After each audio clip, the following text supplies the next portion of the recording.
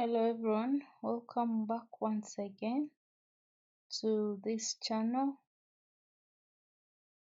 Today we are going to handle cough. We have been handling different series in respiratory pharmacology, and we have already looked at bronchial asthma, we have looked at chronic obstructive pulmonary disease. So kindly, if you have not yet watched those two lectures, it would be better if you start with them and then you continue with this. So we are going to handle cough today as another condition of the respiratory system. So we are going to appreciate what cough is. Most of us actually have suffered from cough or have coughed, yeah. So we can also see that COVID time, or when COVID came, it was actually presenting with cough and flu. So cough is not a new word to most of us. Cough is what we have interacted with for a long time. So we see that cough is a useful protective reflex that clears the respiratory pathway of the accumulated mucus and the foreign substances. Involuntary reflex and major defensive mechanism that the body responds in order to clear the mucus, in order to clear any allergens that may be in the airway. We know that the respiratory system generally or normally has to generate mucus, because this mucus enables to moisten the air that is entering, not necessarily for the air to be dry, yeah. So but sometimes it can be excess, and once it is excess, the cough, now like somebody has that reflex of cough. So cough like initiated because of either maybe much of the mucus has accumulated and you need to like get it out, or in case the foreign substance has entered your airway and you need to get it out. So most of the times we see that coughing is a benefit, is not bad. However, sometimes it is harmful. Yeah, so you find that it removes excessive secretions, it removes potential harmful foreign substances. It can also, in some situations, be maybe normal, such as after hernia repair surgery. Herniation is like when there is an outgrowth, when there is a growth of something in a specific region. The herniations can be in many parts of the body, not only in one. So what are some of the mechanisms of cough? So we see that cough is all mechanism of cough is quite complex, because it involves both the central nervous system and the peripheral nervous system. So if there is a change in the bronchial smooth muscles and then the bronchial mucosa, you find that it is responsible for bringing about what we call cough. So we need to appreciate that if a central nervous system is involved, what could be the main center where the cough reflex is detected from, or that information is passed to that specific center. We see that the cough center is at the medulla oblongata. So cough receptor stretcher, or cough receptors and stretch receptors, you can find them at the pharynx, they can be at the larynx, and then the lungs. So this is like the mechanism whereby the stimuli for cough is generated maybe from the larynx or trachea or bronchi, and that information through the vagus nerve or the vagal nerve is transferred to the central nervous system. And we say that the part of the central nervous system which is able to detect it is the what? The medulla. Yeah. So when information reaches the medulla through the ascending tracts, we see that it has to send information back through the descending tracts, and it sends through the motor response, and it goes straight to the laryngeal muscles and the respiratory muscles. So when they are affected, all this information is sent to them, there will be a cough reflex, or cough will be initiated. So this is briefly it. In case the mucus is generated, much of the mucus, and we know this is like a diagram of the cell what? of the layers, the different layers of the respiratory system, where we have the mucosa, submucosa, adventitia, the masticular layer, and then the cartilaginous and the masticular in the same. So we see that a reflex is sent. So this is like indicating how the reflex moves or information is moving to the central nervous system. So when it moves to the central nervous system, it goes to a specific part, which is the medulla, and then the medulla sends back information through the descending tracts. So it brings about urge for somebody to cough. Yeah. So that urge for somebody to cough, information is sent through the phrenic nerve. A phrenic nerve is a nerve that supplies the lungs or the respiratory system. So that information is going to be sent through that nerve, and that nerve will innervates actually the diaphragm, innervates the intercostal muscles, and then it innervates the laryngeal muscles and then abdominal muscles. So when it affects those specific muscles, it brings about or cough reflex is brought about. So we see that the mechanism, we are continuing with it. There should be irritation of the bronchial mucosa, which brings about bronchial constriction. And then there is stimulation of the cough reflex. The cough reflex is what we have just looked at, or the receptors, whereby whenever you're hearing about receptors or information being sent to the central nervous system, you need to appreciate what you call the afferent impulses and the efferent impulses. You also need to know what exactly sends the afferent, what exactly sends the efferent impulses. You need to appreciate that.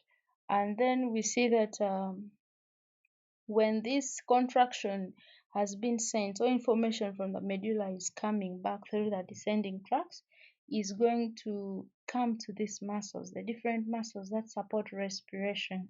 We have the diaphragmatic muscle, the abdominal muscles, the intercostal muscles. So it brings about the noisy expiration. So how do we classify cough? We say that cough sometimes is good, but not all cough is good. Some is harmful. Yeah. So how do we know now cough is harmful? At what stage? At what time? When we are experiencing what? So we can classify cough as acute, subacute, or we can have chronic cough. So for it to be called acute, you should have coughed like for less than 3 weeks. Some people even don't need medications to manage their cough. Yeah. Because maybe you're coughing for 2 days and maybe you overcried. Yeah. Yeah, maybe you overcried. You find that you may cough after some time. Maybe you oversung, like singing, you overstretched. Um, you may also have sore throat and cough and the rest. So you need to know the intensity at which medication will be required. When do you need medication to manage asthma? So we have subacute cough, which is between 3 to 8 weeks. Then the chronic is when it is longer than 8 weeks. So what are some of the types of cough? You can have productive cough. Productive cough is when there is a excretion or when somebody has sputum. And then that can be associated with chronic bronchitis, bronchiolitis, emphysema. All of them present with this type of productive cough. And then non-productive cough, or the one we can call dry cough. So what are some of the causes of cough? Cough can be as a result of lower respiratory tract infections. The lower respiratory tract infections that we have talked about, we say that the lower respiratory part has the trachea, bronchi, bronchioles, alveoli duct. So when those organs are affected, maybe inflammation of those organs, we can have cough. Maybe when the upper respiratory part is affected, for example, the nose, the larynx, the pharynx, those are under the upper respiratory tract. When they are also affected, we shall have this reflex of cough. We have allergic rhinitis, can be also another cause. We have smoking, chronic bronchitis, pulmonary tuberculosis. Most of us must have heard about tuberculosis. Even when your patient is having asthma, we want to clear out the mucus in the airway, we shall also experience cough. Gastroesophageal reflex, when we have uh, this junction, we have the gastroesophageal junction. We see that if you have eaten food and then maybe the food is trying to get back to the mouth, it gets back through the esophagus. So we call that specific phenomena the gastroesophageal reflex. Patient may be having pneumonia. Some of the drugs can also bring cough, and then foreign substances in the tract can also bring cough. So what are the pharmacological managements of cough?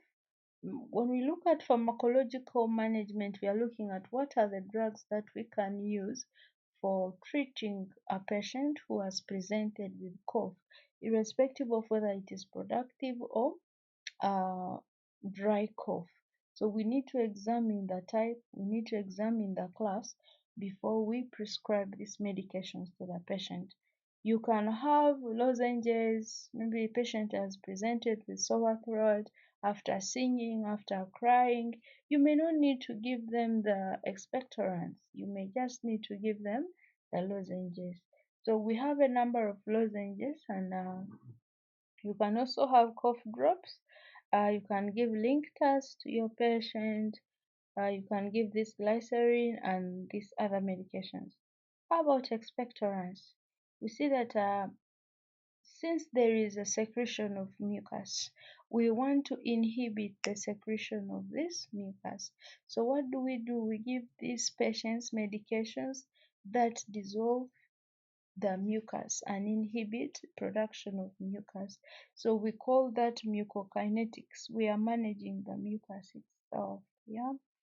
So we see that what are some of the things that may enhance secretion of this mucus? You're looking at sodium, potassium citrate, potassium iodide, and the rest. So you may not necessarily look at giving them to patients. How about mucolytics? Those that dissolve the mucus. We are looking at the bromohexine as one of the drug, and then acetylcysteine is some of the drug that you can use. About the central cough suppressants, we have said that since this cough is a reflex and it involves both types of the nervous system, that is the central nervous system and the peripheral nervous system, we are urged or we are required to give the central cough suppressants.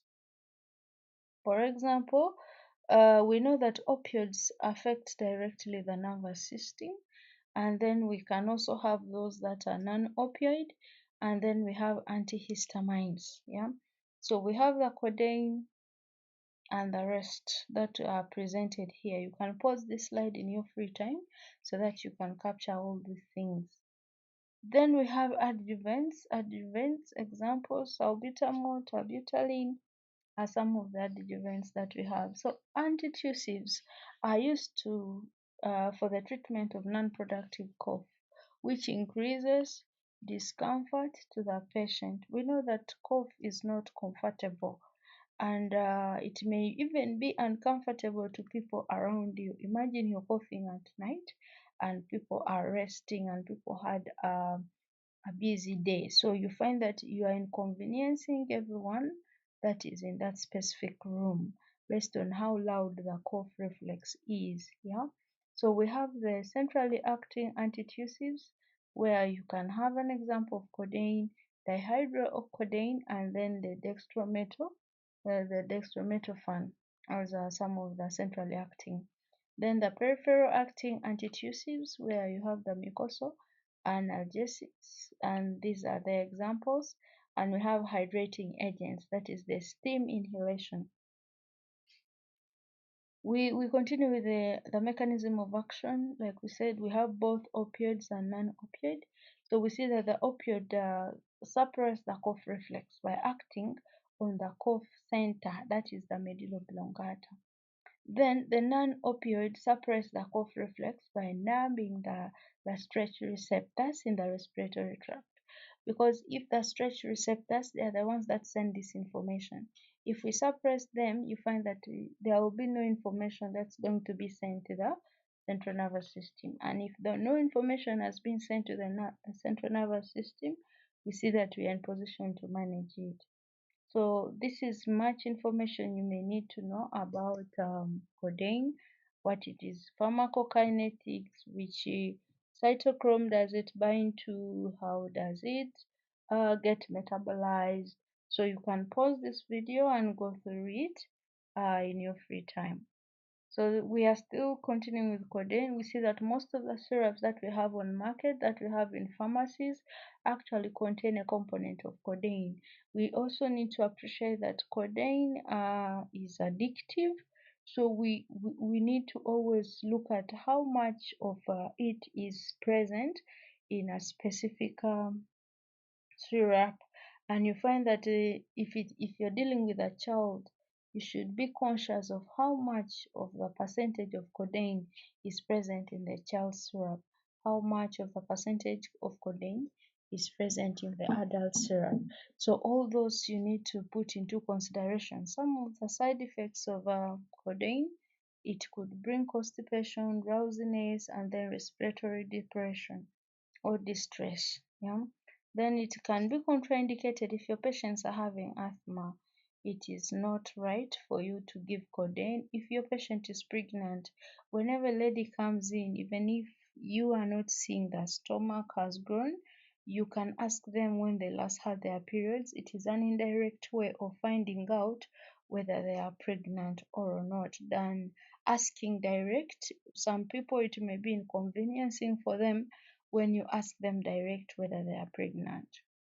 So these are other medications that we have, and there are different side effects that they cause to the body. So they all belong to the opioids. In your free time, you can pause this slide and you go through it. The non-opioid analgesics, like we said, these ones come and suppress the centers in the respiratory tract itself. When they suppress, meaning signals are not being sent to the center. So we see that we have the dextromethorphan as another example. Mechanism of action, it is an antagonist rather than acting as the agonist. Okay, so you find that most times you can give, or it acts as a prodrug, and we should all appreciate what a prodrug is.